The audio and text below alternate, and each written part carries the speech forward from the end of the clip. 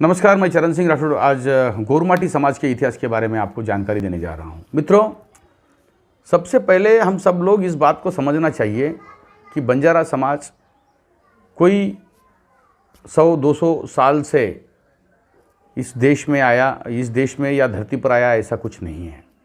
बंजारा समाज का इतिहास समझने के लिए सर्वप्रथम हमको गोर शब्द का अर्थ समझना होगा, और गोरमाटी समाज ही ऐसा समाज है जो पूरे दुनिया में फैला हुआ है। मैं बंजारा समाज के इतिहास के बारे में बंजारा विश्व दिवस के अवसर के ऊपर एक वीडियो बनाया था। उस वीडियो के माध्यम से मैं सभी देशों के इतिहास के बारे में, किन किन देशों में हमारा बंजारा समाज फैला हुआ है, इसके बारे में जानकारी दी है।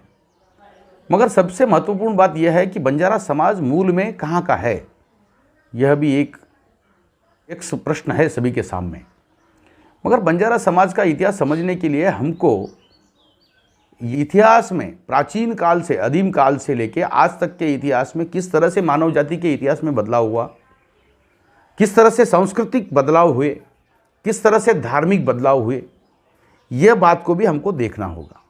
अगर हम यह धार्मिक बदलाव और सांस्कृतिक बदलाव अगर नहीं देखेंगे तो विश्व में बंजारा समाज की जो गौर संस्कृति थी किस तरह से फल फूल रही थी और किस तरह से उसको नेस्तनाबूद किया गया, इसके बारे में जानकारी जुटाना बहुत कठिन होगा। गोरमाटी समाज का इतिहास अगर देखना हो तो बंजारा समाज की पहचान हमको सर्वप्रथम समझ लेना होगा, और भाषा विज्ञान के माध्यम से हमें यह समझना होगा कि इनकी भाषा किस तरह से पूरी दुनिया में फैली हुई है, और उसके अपभ्रंशित शब्द किन किन भाषाओं में गए हैं, और किन किन भाषाओं का प्रभाव इन भाषा के, इस बंजारा भाषा के ऊपर पड़ा है, यह भी देखना बहुत ज़रूरी है। अगर मैं कुछ समय का इतिहास, कुछ किताबें पढ़कर अगर मैं आपको इतिहास बता दूं, तो मैं यूट्यूब चैनल के ऊपर अच्छे खासे वीडियो बना सकता हूं। मगर मेरा उद्देश्य यूट्यूब के ऊपर वीडियो बनाकर मुझे कोई प्रसिद्धि लेना नहीं है। मेरी एक ही इच्छा है कि सही जानकारी, सच्ची जानकारी आप लोगों तक पहुँचे, और ये गौर कल्चर, जो गौर संस्कृति है, जो दुनिया की सबसे प्राचीनतम संस्कृतियों में से एक है, और उस संस्कृति को हम किस तरह से उजागर करें। अब देखो, गोरमाटी समाज का इतिहास जाकर राजपूतों के इतिहास तक लेके जाया गया है। उसके पूर्व काल में अगर हम देखेंगे तो बहुत सारे इतिहासकारों ने राजपूतों के इतिहास को भी धुंधला बना के छोड़ दिया है। यह मानव जाति में सर्वप्रथम इस दुनिया में अगर कोई सभ्यता थी तो वो मेलुहा को पूजने वाली सभ्यता थी। उसके नाम अलग अलग होंगे, अलग अलग देशों में अलग अलग तरीके से उसे पहचाना गया होगा। मेलुहा यानी कौन है, इसके बारे में भी मैं अलग से वीडियो बनाऊंगा और उसके बारे में आपको जानकारी दूंगा। अब किसी को अगर मेरे इस बात के ऊपर आपत्ति है तो मुझे सूचना दे सकते हैं। मैं सभी की बात सुनने के लिए ही मेरी बात बता रहा हूँ। इसमें अगर मेरी कुछ गलती भी हो जाती है तो उसे हम सुधार करने का पूरा अधिकार रखते हैं और उसमें सुधार करेंगे। मगर सर्वप्रथम हम लोग किन किन देशों में, अब बंजारा समाज को भारत देश में ही कम से कम 15 से 20 नामों से पहचानते हैं भारत देश में। तो दुनिया में किन किन नामों से पहचाना जाता होगा हमारा समाज, इसके बारे में हमको देखना होगा। अब देखिए, बंजारा समाज को या गोरमाटी समाज को फारस कंट्रीज, जिन्हें हम अरब अमीरात में उनको डोम कहते हैं, कहीं रोम कहते हैं, कहीं जिप्सी कहते हैं, यूरोप में रोमा जिप्सी कहते हैं, कहीं रोमानी कहते हैं। अब रोमानी का अर्थ क्या है वो अलग से देखना होगा। रोमानी समाज के मूल में क्या था वो देखना होगा। उनकी भाषा और हमारी भाषा में मिलती जुलती है या नहीं है। देखो, बहुत सारे विद्वानों ने इसके बारे में अलग अलग तरीके से, एक राइटर है जिनका नाम मैं बोलना चाहता हूँ, उनका नाम है प्रोफेसर मैनफ्रेड केसर, जो आनुवंशिकी बायोलॉजिकल वैज्ञानिक है, और उन्होंने करट नाम की एक पत्रिका है, उसके अंदर बहुत अच्छे तरीके से इसके बारे में लिखा है कि अगर यूरोप का इतिहास आपको जानना है तो ये रोमानी लोगों के आनुवंशिक इतिहास को जाने बगैर हम पूरी तरह से यूरोप के आनुवंशिकी इतिहास को नहीं समझ पाएंगे। अब देखिए, ये पर्व किस तरह से बदला है, ये एक दिन का प्रवास नहीं है। तकरीबन 20,000 साल से दुनिया और देश में माइग्रेशन हुआ है। किस किस वजहों से वह माइग्रेशन हुआ है? कहीं ड्रॉट हुआ तो माइग्रेशन हुआ है, कहीं हमले हुए तो माइग्रेशन हुआ है, लोग कहीं गए हैं और कहीं बसे हैं, कोई ट्रेड के लिए माइग्रेशन करे हैं, तो अलग सांस्कृतिक रूप से भी माइग्रेशन हुआ है। अब ये माइग्रेशन किस वजह से हुआ और क्यों हुआ, यह भी हमको देखना होगा। अब मैंने कहा कि ग्रीस के साथ भी हमारे रिलेशन है, तो आप नहीं मानेंगे, मगर ग्रीक में रोमानी लोग हैं, हंगेरी में हैं, साइबेरिया में हैं, फ्रांस में हैं, स्लोवाकिया में हैं, रशिया में हैं, इंग्लैंड में हैं, अमेरिका में हैं, हर जगह पे ये रोमा जिप्सी लोग रहते हैं। तो रोमा जिप्सी लोग एक दिन में तो वहाँ पे नहीं पहुँचे। इसके इतिहास को समझने के लिए हमको माइग्रेशन के माइग्रेट होने के कारण को भी ढूंढना होगा। दूसरे महायुद्ध से पहले या महायुद्ध के समय में, हिटलर के काल में, जू लोगों के कत्लों की जानकारी पूरे दुनिया को बताई गई। जू लोगों को किस तरह से हत्या की गई इसके बारे में जानकारी पूरी दुनिया को बताई गई, मगर कहीं पर भी उसका जिक्र नहीं हुआ कि 15 लाख रोमा जिप्सी लोगों को मारा गया। आज भी रोमा जिप्सी लोग किस हालत में यूरोप में ज़िंदगी जी रहे हैं और आज भी उनको दुय्यम स्थान दिया जाता है, उनके साथ भेदभाव किया जाता है, इसके बारे में हमको सोचना होगा। मगर ये आई किस तरह से, यह बात क्यों हुई वहाँ पे? तो उसके पीछे भी बहुत सारे धार्मिक कारण हैं, उनके सांस्कृतिक कारण हैं। ये कारणों को भी हमको समझना होगा। अभी देखिए, मैंने कहा वेल्स कल्चर का अगर मूल कोई है तो गोर कम्युनिटी है। तो ये वेल्स कहाँ से आई? तो वेल्स सभ्यता वहाँ पे जो पनपी है यूनाइटेड किंगडम में, तो वेल्स सभ्यता वहाँ पे कैथोलिक पंथ के क्रिश्चियन लोग आके जब तक वहाँ पे खुद का विचारधारा प्रस्थापित नहीं किए, तब तक पूरे यूनाइटेड किंगडम में वेल्स सभ्यता थी। अब देखिए, सबसे प्राचीनतम भाषा लैटिन कही जाती है।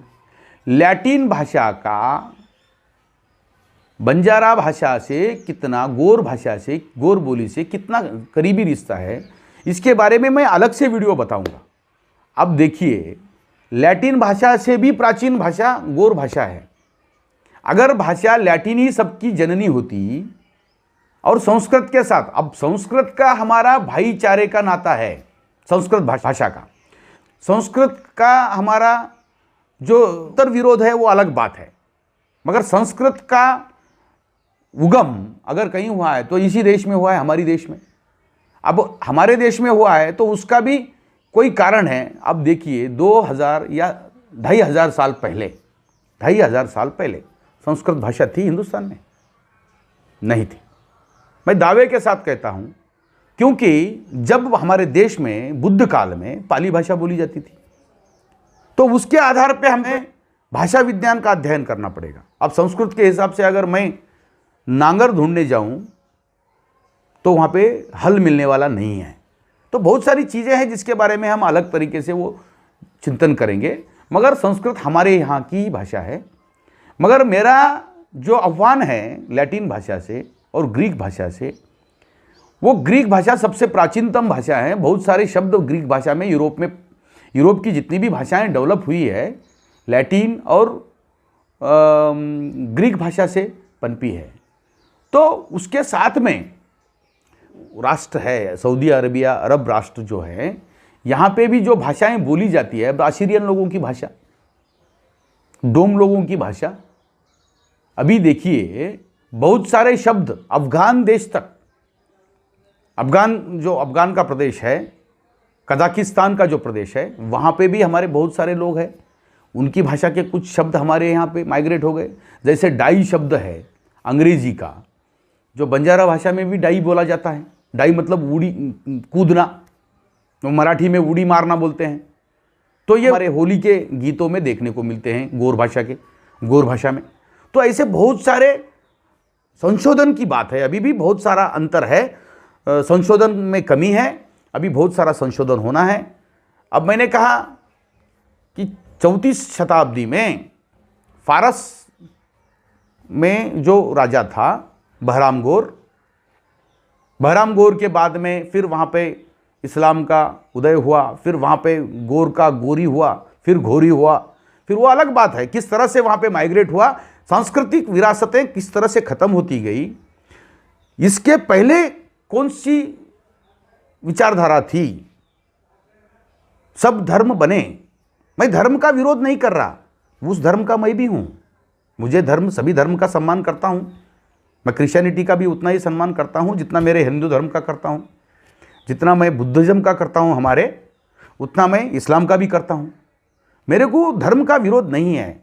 जो संस्कृतियाँ बनी और संस्कृतियाँ टूटी, सभ्यताएं बनी, सभ्यताएं टूटी, इसके पीछे का कारण क्या है यह भी देखना जरूरी है। मैं देख रहा हूँ कि इस सब इतिहास संशोधन में सबसे महत्वपूर्ण भूमिका किसकी है, तो भौगोलिक बदलाव किस तरह से इस दुनिया में आए, किस तरह से भौगोलिक बदलाव और पर्यावरणीय बदलाव के साथ में देश का इतिहास और भूगोल बदला, यह भी देखना जरूरी है। अब देखिए, हर धर्म में प्रलय का एक बात की जाती है, प्रलय की बात हर धर्म में होती है। तो यह प्रलय का शब्द हिंदू धर्म में भी महाप्रलय का बात होता है हमारे। तो यह महाप्रलय का जो प्रक्रिया है, महाप्रलय और दो व्यक्ति के बारे में, अडम यू हो, अम्मी आवा अदम बावा हो, शिव शक्ति हो, ये सब जो बातें हैं, इसको बेसिकली गए तो सभी का मूल एक ही है, मगर इसको बोलने के लिए जिसका उसका ईगो प्रॉब्लम कर रहा है। हमारे मजहब में सबसे महत्वपूर्ण क्या है ये बताने की कोशिश की जाती है, मगर ये प्रलय की जो घटना है, ये प्रलय की घटना हिमयुग से, हिमयुग को हम क्या समझेंगे, तो ये शिव जी का तांडव भी कह सकते हैं, सांस्कृतिक उथल पुथल का बहुत बड़ा कारण बोल सकते हैं। बहुत सारी संस्कृतियां मिट गई, बहुत सारी संस्कृतियां खत्म हो गई। फिर उसके बाद में, उसके पहले अगर जाते हैं आप 43 करोड़ साल पहले, तो इंसान की पैदाइश होने के बाद में फिर लाख दो लाख साल तक बहुत सारे 4, 5, 6 बहुत सारे आइसिएज आए, उसमें बहुत सारी संस्कृतियां खत्म हो गई, बहुत सारे जीव खत्म हो गए। तो ये ऐसा भूगोल और इतिहास का बहुत करीबी रिश्ता रहा है। अब इंडस वैली सिविलाइजेशन में कई जगह पर आर्य आक्रमण से इंडस वैली सिविलाइजेशन खत्म हो गई बोल के कई विद्वानों का मत है। कई विद्वानों का मत है कि वहां पे ड्रॉट से इंडस वैली सिविलाइजेशन खत्म हो गई कहा जाता है। मगर सबसे महत्वपूर्ण बात यह है कि इंडस वैली सिविलाइजेशन जब फल फूल रही थी, जब पूरी नागरिक सभ्यता यहाँ पे चल रही थी, दुनिया में कौन कौन से देशों में कौन सी सभ्यताएं थी यह भी देखना है। उन सभ्यताओं का रिलीजियस कनेक्शन क्या था, उनके देवी देवताओं की पूजा करने का प्रथा कौन सी थे, वो किस देवता को मानते थे, किस देवियों को मानते थे, यह भी देखना होगा। बंजारा समाज या गोर समाज का इतिहास ढूंढना है। अब मैं एक छोटी सी बात बोलता हूँ। लेगेसिस जो सुमेरियन कल्चर का एक शहर है, उसका जो राजा था उसका नाम है गुड़िया। ये गुड़िया कौन था? ये गुड़िया जो है ये गोरिया था, और इसके कनेक्शंस मेलुआ से अच्छे थे। इसके बहुत सारे प्रमाण अपने को इतिहास में मिल जाएंगे, बहुत सारे। जो अब प्रॉस्पेक्टिव बना है मेलुआ के बारे में, न्यू प्रॉस्पेक्टिव जो आया है इतिहास में सुमेरियन कल्चर और मेलुआ के बारे में, इसमें बहुत सारे उल्लेख मिलते हैं। कई युद्धों में मेलुआ के सैनिक भी थे, इसके भी प्रमाण मिलते हैं हमको। मेसोपोटामियन सभ्यता में जहाँ पे शहर बने थे वहाँ पे बहुत सारे शिलालेख है, सारगोन के शिलालेख में है। अब देखिए बोगाज़स्काई का जो शिलालेख है, इसमें भी वरुण, इंद्र और इनका उल्लेख मिलता है, अग्नि का उल्लेख नहीं है। तो यह सभी बातें, तो वहाँ पे उसका उल्लेख इस तरह से किया गया है कि ये बोगाज़स्काई का जो शिलालेख है उसके अंदर कहा गया है हत्ती और मिथिनी दो राजा थे, राजवंश थे, उनके अंदर संधि हुई। उस संधि की साक्ष्य में कहाँ पे हुआ ये? बोगाजकाई जो टर्की का सबसे प्राचीनतम शहर, वहां पे मिला हुआ ये शिलालेख है। तो टर्की में वरुण और इंद्र गए, और मैं बहुत सारे उदाहरण दे सकता हूं। वरुण गौर समाज का प्रथम पुरुष है। वरुण को बंजारा समाज मेलुहा कहते हैं। इसके बारे में मैं अलग से वीडियो बनाऊंगा। मेलुहा क्यों कहते हैं, मेलुहा का उसका क्या संबंध है, बंजारा समाज मेलुहा को क्यों मानते हैं, मेलुहा ने क्या किया है, ये अलग से हम बताएंगे। मगर ये जब वरुण इंद्र का उल्लेख जब बोगाजकाई के शिलालेख में मिलता है, तो वहां तक वरुण का साम्राज्य था, इसका प्रमाण मिलता है। और यह भी 1500 ईसा पूर्व का है, मतलब 1500 के पहले का है। तो उसके पहले गुड़िया का जो राज्य है वो ईसा पूर्व 2140 में उसका राज्य था। उसका मेलुहा से व्यापारिक संबंध थे। फिर उसने नया अपना राज्य वहां पे बनाया। कौन? और मेरा तो कहना यह है कि मेलुहा के लोगों ने यहां से जाकर वहां पे अपनी राज्य स्थापित किया। अब पहले तो उनके व्यापारिक संबंध थे, मगर सांस्कृतिक और राजनीतिक संबंध बनाने का काम उन्होंने किया है। अब इसके साथ में ये ग्रीस के साथ किस तरह से संबंध थे, ये भी हम अलग तरीके से बताएंगे। देखिए जो लोग, हाँ, अब रही बात गौर समाज की। गौर हिंदू धर्म का एक अंग है। मैं हिंदू से अलग करके गौर को नहीं बता पाऊंगा। हिंदू यानी क्या? हिंदू यानी एक संस्कृति है। सिंधु नदी के इस पार रहने वाले लोगों को हिंदू कहा जाता था। और हमारे सांस्कृतिक विरासत सभी की एक है। जो लोक धर्म में मानने वाले लोग हैं वो सभी वरुण के वंशज है। उसके बाद में बलि आ गए, बहुत सारे लोग हैं। राजा बलि हो, भक्त प्रहलाद हो, भगवान श्री कृष्ण जी हो, ये सब लोग जो हैं ये उसी विचारधारा से आगे आए हुए लोग हैं। तो उन लोगों के विस्तार पूरी दुनिया में किस तरह से था, मैं कोई देववादी विचारधारा रखने के लिए नहीं बोल रहा हूं, और ना मैं हिंदुत्व को श्रेष्ठ बताने की भी कोशिश नहीं कर रहा। हिंदुत्व का जो विचारधारा जिस तरह से आज के परिप्रेक्ष्य में जो हिंदुत्व का विचार रखा जा रहा है, उस तरह का विचारधारा पूर्व काल में नहीं था, सर्वसमावेशी था, ऐसा मुझे लगता है। अब अगर कुछ कर्मकांडी, कुछ वैदिक विचारधारा के कुछ लोगों ने उसको अलग तरीके से रखा होगा, वो अलग बात है, उसके बारे में हम अलग से चर्चा करेंगे। मगर मैं जब पूरे विश्व की बात करता हूं तो पूरे विश्व में वरुण का साम्राज्य किस तरह से फैला हुआ था, वरुण के वंशजों का साम्राज्य किस तरह से फैला हुआ, यह देखना जरूरी है, जो मेलुहा का साम्राज्य कहते हैं। अब मेलुहा के बारे में एक किताब लिखी गई है, उसको भी अलग तरीके से मेलुहा को बदनाम करने का, मेलुहा का एक जो उसके बारे में जो लोगों की देखने की धारणा है उसको चेंज करने का प्रयास किया गया है, तो वो गलत बात है। तो मेलुहा जो है यह हमारी भारतीय लोक संस्कृति का मूल पुरुष है, जिसे हम शिव कहते हैं। और शिव और शक्ति यानी पार्वती, इन दोनों से ही हमारे गौर सभ्यता की शुरुआत हुई। गौर यानी क्या? गौर यानी गोंडवाना में रहने वाले लोग। गौर यानी गोंडवाना में रहने वाले लोग। र का ड होता है, ये मैं बोलने की आवश्यकता नहीं है, ये भाषा विद्यों को सबको मालूम है। गोंडवाना में रहने वाले ये गोर लोग गोरा के वंशज है। जिसे गोरा किसे कहा जाता है? शिव जी को कहा जाता है, जिसे महादेव कहते हैं। उनके साम्राज्य का विस्तार कहां कहां पे हुआ था, तो उसके वंशज जो थे ये कहां कहां पे थे। अब मैं ईसा मसीह का, यीशु क्रिस्त जी का किस तरह से, वहां पे भी हमारी मरियमा का कनेक्शन है, मां मरियम के उधर से जन्म हुआ था यीशु क्रिस्त जी का। अब ठीक है, तो हमारे पूर्वज एक है, ये मेरा कहना एक है। पूरी दुनिया का इतिहास अगर आप देखेंगे तो यहां पे सांस्कृतिक उथल पुथल किस तरह से हुई यह समझना होगा।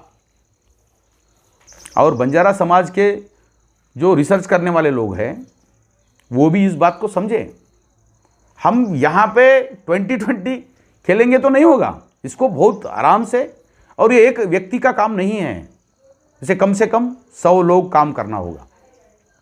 100 या 200 भी लोग काम करेंगे तो भी कम गिरेगा। इतना इतिहास हमारा फैला हुआ है। आइस एज में किस तरह से माइग्रेशन हुआ, हम जंगलों में क्यों गए, ये भी देखना होगा। क्यों गए, इसका भी इतिहास अलग से हमको रखना होगा। हमारे अंदर वो दृष्टिकोण रख के इतिहास को समझना होगा। अपनी धारणा बनाकर हम अगर इतिहास लिखेंगे तो नहीं होगा। हमें वो ऑब्जर्वेशन करना होगा कि किसका अर्थ क्या होता है, इस अर्थ के साथ में उसकी भौतिक स्थितियां क्या थी, उसके साथ में ऐतिहासिक पुरावे किस तरह से मिलते हैं, यह देखना होगा। केवल मुझे एक किताब में दो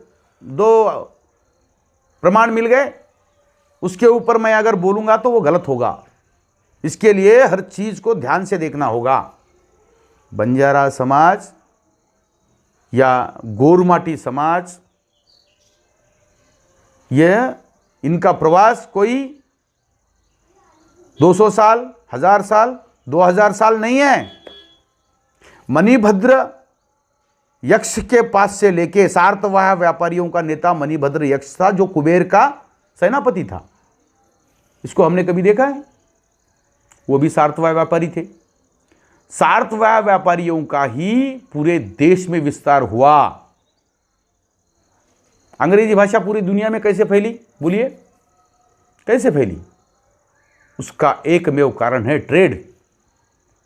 तो दुनिया में सभी भाषाओं में जो भी शब्द देखने को मिलते हैं वो गोर बोली के शब्द देखने को मिलते हैं। मैं कितने भाषा का प्रमाण दे सकता हूं आपको? तो एक सिस्टम से हमको जाना होगा।